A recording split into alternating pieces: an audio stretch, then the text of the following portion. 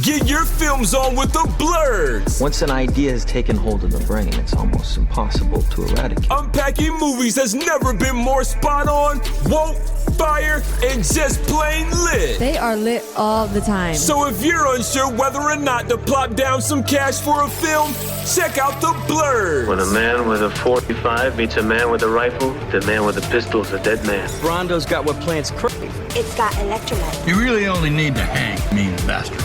But mean bastards, you need to hang. Don't say you weren't warned. Ridiculous. Here's Brandon and Jeff.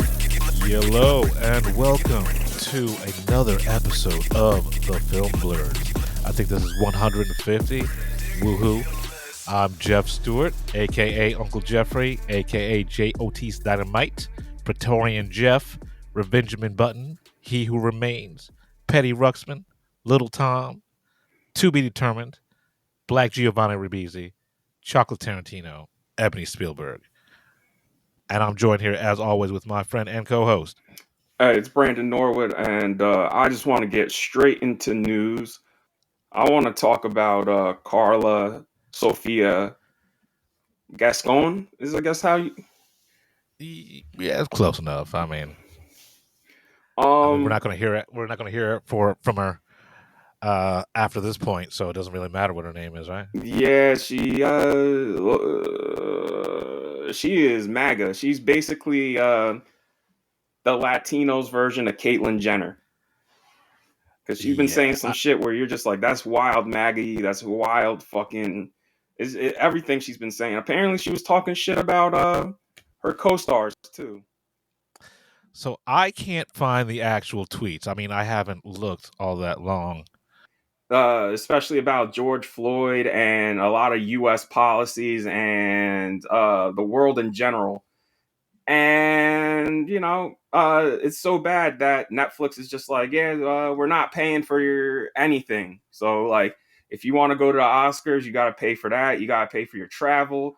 You got to pay for your hotel. And basically, she's being iced out of award season. And you know what? Rightfully so. Because if you read those tweets, which you easily can, because everything lives on the internet, even after you delete it. A lot of that shit is kind of, it's fucking gross. Like, I'm not even going to lie. It's fucking gross. Yeah, I actually haven't looked up the specific tweets, but I just know the things that she's referencing, the things she's talking about. It's so bad that the director of the movie isn't even talking to her anymore. Yeah, which is wild because everybody doesn't like the shit that he's been saying either. Yo, he's been saying shit also? Yeah, he's been saying some wild shit. Like, one of the criticisms of EMILIA PEREZ is how it perpetuates stereotypes about Mexico and the cartels, and he kind of doubled down on that shit. I don't know.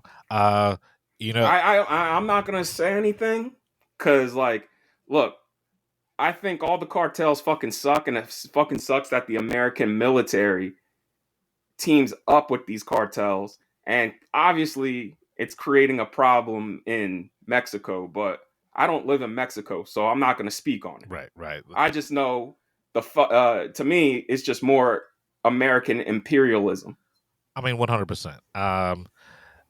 The thing is, you know, before all of this uproar happened, I would have said that EMILIA PEREZ was a lock for a lot of awards. They looking real stupid now because even I, somebody who liked the movie, even I'm like, 13 awards, really, y'all? Word. Like, nobody likes the movie that much, and well, right. I mean, the Academy backed the wrong horse this time, and it's going to be real problematic if she wins, because she's up for Best Actress, right? Yeah. I mean, there's no way she's going to win. Like, and then and like, look, people have asked me, would you be mad if The Brutalist won? I'd be like, no, I'm not mad if The Brutalist would win. It's just I don't like the director is all. Right. And now that motherfucker's come out and said some shit where I'm just like, you know, when Tarantino does this shit, I make fun of him for it, and rightfully so. But you, nigga, you've only made 3 movies. 2 of them most people don't like. Right. and one even you yourself don't like. You know, it's the hubris has gotten to him. Like, right, it seems like he's smelling his own farts at this point. I mean, just saying shit to say shit, just to be, you know, an artiste. You know, he's playing into that artiste bullshit. And yes, the Brutalist, for the money that they paid and what they achieved, fucking fantastic. But once you start buying into your own hype, like you become that guy. He was already there. Though, because like I said, when I talked to him after the screening, I was just like, oh, okay, all right, Jesus fuck, Christ. Yeah, I mean, again, he reminds me of every fucking white guy who loves movies, and you're just like, oh yeah, this is why I don't really like talking to most white guys about movies. Right. And here's the thing about it. He is going to implode, right? Like, I feel it in my bones, right? He can't live up. His next movie will not be able to live up to what The Brutalist was. And because of that, all of this bullshit pretension that he's been saying is going to come back and bite him in the ass. I absolutely don't want to see his next movie because it's going to have another, social commentary.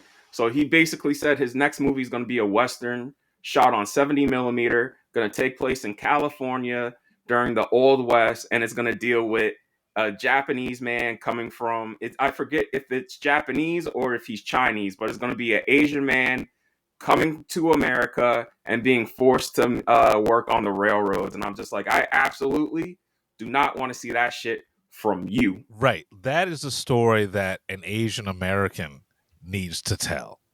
Right. And it just sounds like he's doing The Brutalist as a Western. And now with Vox Lux and The Brutalist, I'm like, all right, so at what point will this person be raped?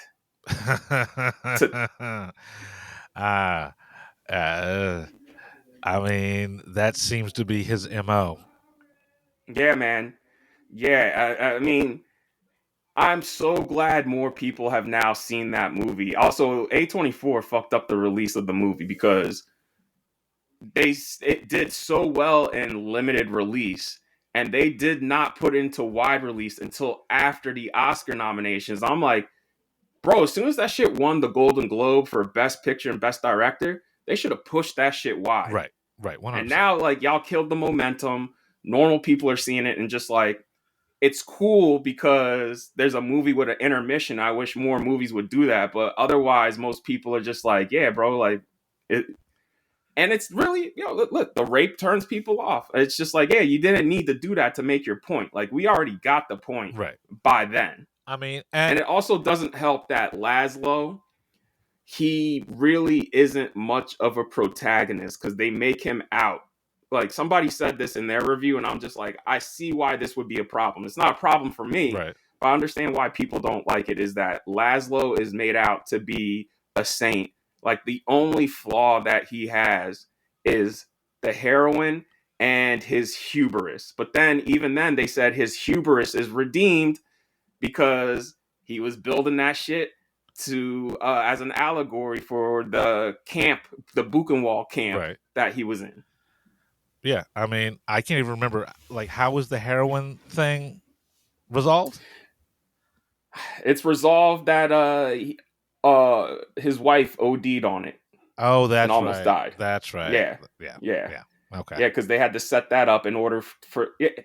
The movie has a lot of shit that I even I'm scratching my head because they say let's go back to Israel, and like I don't want to get into the Zionist shit just because that is a lot of loaded stuff there. Like, I get why people are against it. I get why people don't care. And I honestly, it's in there so haphazardly that I can't even comment on it. Like, I'm not even going to go there. But my thing is like, the whole thing is, let's go back to Israel. And then the epilogue, we see all these other buildings that he's built, and most of them are in Connecticut. And I'm just like, wait, a fucking minute. I thought y'all went to Israel. The whole entire ending frustrated me. I mean, I'm gonna be real. The epilogue, like the ending, like the last 30 minutes of the movie, a lot of people say like, "Yo, fuck this," because they say the big scene with Felicity Jones is not enough for a resolution of what just happened and occurred. And then they say the epilogue, everybody feels, I don't feel cheated, but a lot of people feel cheated by the epilogue, and I 100% understand why. I get that. I didn't feel cheated. I just felt like it was lazy. Right? Listen, when she says it's not about the journey, it's about the destination. I'm like, no, bro, because you don't sit through a fucking, like, Lawrence of Arabia. You don't sit through a 4-hour movie for a shit movie only to get to the end and then have the end be amazing. I'm like, nah, bro, the part of the journey, the journey is just as equal part of it, man. Because if I'm not hooked all the way through, then I don't care if your ending's great or not. Well, yeah, without the journey, without a likable protagonist, without a story that's engaging, people jump off the boat 15 minutes in, and so then it becomes an endurance test. Because that's childhood of a leader. Like, yo, but the ending's cool, but the movie fucking blows, and the ending's not good enough to justify sitting through that shit. Right, 100%. So, I mean, the Oscars are going to be interesting this year, to say the least. Y'all had challengers, y'all had Dune, Conclave. You could have gave much more to. Y'all had y'all pick of the litter. You know what I'm saying? Yeah, but they went for spectacle and social commentary over craft. And well, I mean, Dune has social commentary, right? But it's literally about a kid. Like, the entire Dune movie is about a kid who falls in love with one of the native people, and the native people is like, "Yo, we don't trust you because now you're being prophesized to be this messiah." And she's like, "I can't trust you because you come from royalty, and that's all royal people do is seek power." And then what does he do? The movie ends on him choosing revenge and power over love. Right. And Frank Herbert even said, he's like, yo, the main point of Dune is to never trust the leaders who are in power and always question people who seek power. When I say social commentary, I meant like you have a whole entire movie that is based around a trans woman, right? Right. Like that's I haven't seen the movie yet. Like I'm gonna see it before the Oscars, but between all of the reviews and now this controversy, I'm really dragging myself to see it. I mean, I think this whole shit really killed its chances. I don't know how the AI shit hurt the Brutalist's chances, because now this is just overshadowing that. But like, also that's also not good for the Brutalist. Right. I'm like, the two movies y'all are now. I'm just like, okay, we all know what's gonna win now because that shit has no controversy around it. Like, we know what's gonna win. You know, I was like, of course, the most boring, whitest movie possible. Of course. Of course. You know what I'm talking about. I mean, like, I forget which ones are up, but what is it? The one with the house, the fucking, is that up for anything? With Tom Hanks? What the fuck you talking about? No, okay. Nobody liked that shit. Yeah. You know what I'm talking about. It's another Timmy movie. That I keep forgetting that's an actual movie. Yeah, Complete Unknown. There's your best picture winner right there. Just because there's no controversy, white people fucking will suck the shit out of that movie. I don't get it. So there you go. I do not get it, and like, seeing all the hype behind this Bob Dylan movie, it makes me even more apprehensive about what we're getting from the Springsteen movie that's in production now. Uh, I hope everybody comes to their senses and just gives it to Conclave. Mm-hmm. Yeah. I mean, it's a movie of the time because it's timely because, it's about an election where things are at stake and no problems there. Yeah. The problems are on screen, right? They're not in the production. And I think it's one of the best made movies of the year. Like, I never thought if I read that script, I would not have been able to make that movie the way Edward Berger did, because that is one of the most visually styled movies I've ever seen over these popes scheming, these cardinals scheming to be pope. Yeah, I mean, it's beautifully acted, it's beautifully shot, composed.